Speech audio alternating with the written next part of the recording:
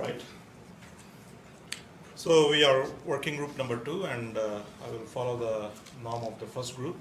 If people in this working group can stand, Professor Ashok Jhunjhunwala chaired this group. I took the notes, and we had one more person, Steve. He left. He left? Okay. I wanted him to talk about some of the points. Oh. That's okay. Unlucky me. Okay, anyway, so our group was mainly looking at technical challenges, and it was interesting as we went through these questions. We felt that some of these questions were probably relevant about 3 years ago. That's why we need you. Yeah, and it looked like some of them, the technology aspects have been probably been solved. But anyway, I will go through and we'll talk about it. And we interpreted these questions. I'm not sure. I understand these questions came from the previous conference, so some of the context was missing, at least for some of us. So the first question was on what are the smart grid technologies that may be deployed or employed. So we looked at it from a communication perspective, and I think one of the I think a lot of people are doing different trials on various technologies, but definitely BLE, the Bluetooth solution seems to make most sense along with Wi-Fi. So if you have Wi-Fi on your residence, Wi-Fi plus Bluetooth works quite well. We discussed briefly about Zigbee. I think at least within India there were some trials, but the advantage of smartphones and even regular phones having Bluetooth vastly outweighed the need for having a Zigbee, and also the fact that it was low power. There were also some smart grid technologies that in developing countries we are employing, where we are trying to convert all the blackouts to brownouts. This is essentially the technology that Professor Jhunjhunwala talked this morning on converting 230 volts to 90 volts during predicting a blackout to a brownout so that you can run your DC loads. Steve from Hitachi mentioned that there is definitely more need for a more active management of the load, and what he called as intelligence at the edge. So basically trying to understand what kind of load is coming in and being able to make appropriate decisions based on AC or DC. He also mentioned about the solid state transformers. And finally, I think one of the key aspects of microgrid technology, especially in the space of renewable, is going to be on the storage. A lot of work is happening on storage. I think still a lot more. I think that is the critical element that we find today that is going to change the success factor. Still, storage seems to be very critical. There is a lot of capex. It's very expensive. It occupies space. So there is a lot of research happening. Can I ask a quick question? I'm sorry. Sure, you can. Most of the first 3 bullet points, maybe in the fourth, relate to connection to the main grid. Yes, and the fifth one on the residence side. Of course, this storage comes in a couple of themes across. Some of the yeah. What are the distribution modes that need to be considered? I don't know how many of you have attended the LVDC forum meetings. It doesn't matter what the agenda of the meeting is. Within about 10 minutes, we are fighting on voltages.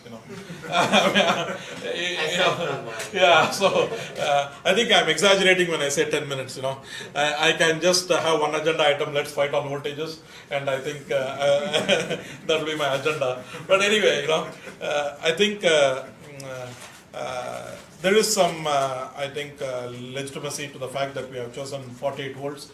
The fact that if you are going for a lesser voltage, then you are driving a higher current, and then your I squared R losses are going to pretty much increase. So 48 volts seems to be a safe sweet spot.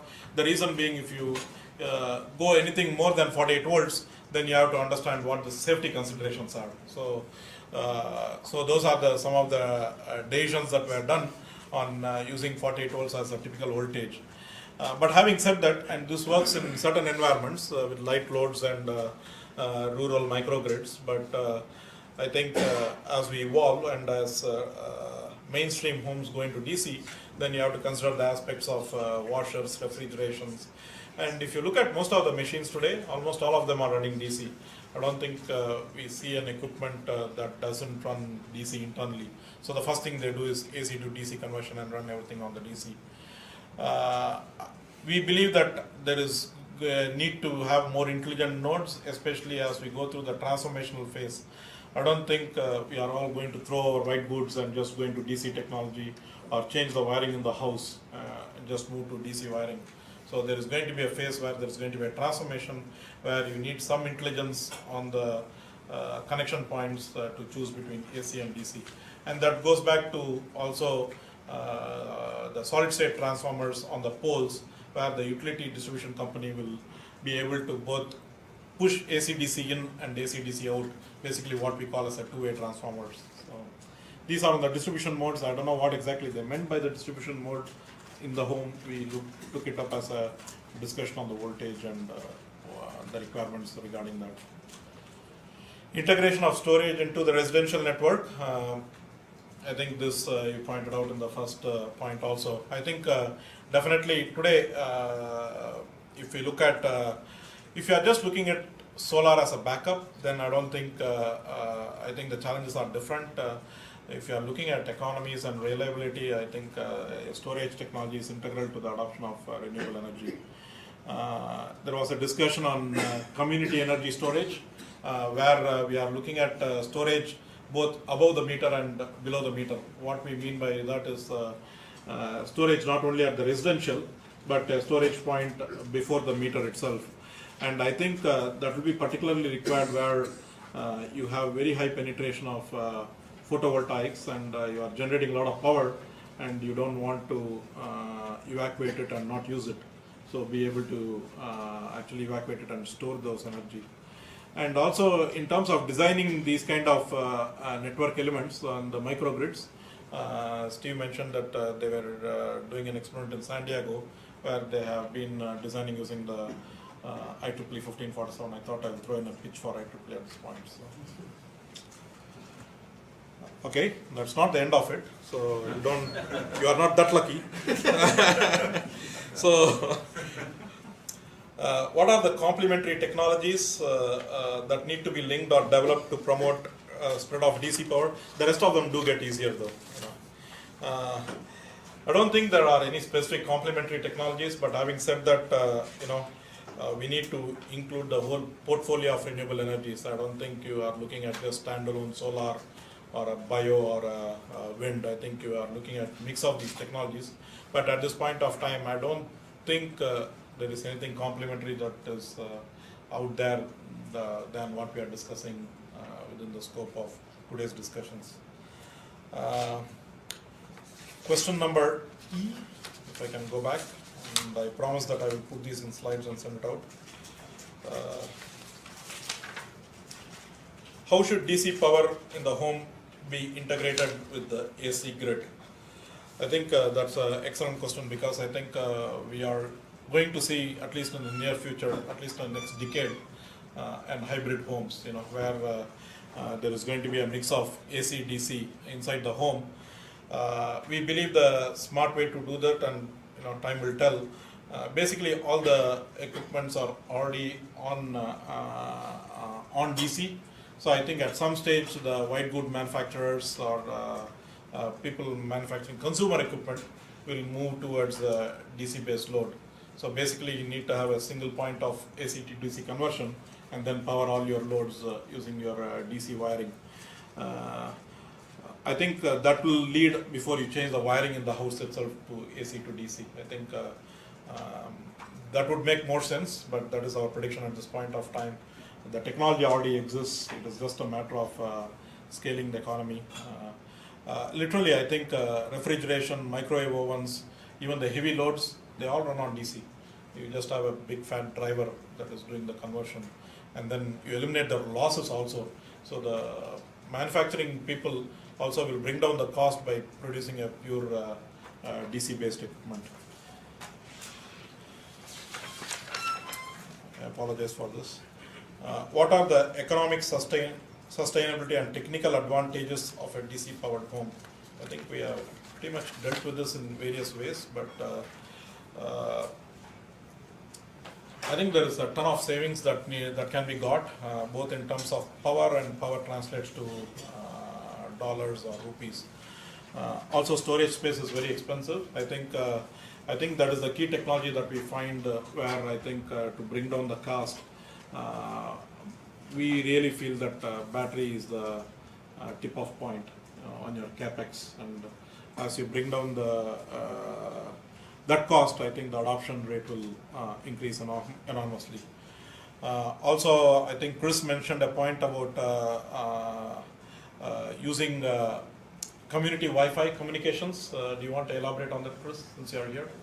Yeah, well, the addition of both rooftop equipment and direct current at the roof, and the need for sophisticated communication to enable monitoring, they all just go hand in hand, and they're just very synergistic as far as the community thrust, the community working together, and equipment-wise. Yep. It all ties in. Yeah, and there was another point being made when we are going to DC-based equipment. There was a statistics that today most of the failures on the white goods, televisions or whatever you take, happen on that AC to DC converter. 93% of the failures are adapted to that. So if you basically remove that, and that is happening because of the dirty AC power that's coming in. So if you do not have that component, then you are going to increase reliability, bring down the cost. And also, when you are looking at DC, for those people who are electrical engineers in the room, you don't have to deal with the power factor correction. So you have a unity power factor, or the power, you can set the power factor. So those are the advantages to improve the reliability. Question number G, which was an easy answer. What are the applications in homes that are best supported by DC power? I think almost all. I don't think there is an application that will not run on DC and needs AC, at least something that we couldn't find. Of course, the loads are a bit different, the voltages might be a bit different, and maybe that was relevant. Even water pumps today are definitely running on DC pumps. If you look at manufacturers in India, and the advantage, you can bring down the water pumps is a classic case because they are extremely high horsepower. We are looking at 8 HP, 10 HP, and you can get the same amount of torque for half the horsepower doing a DC.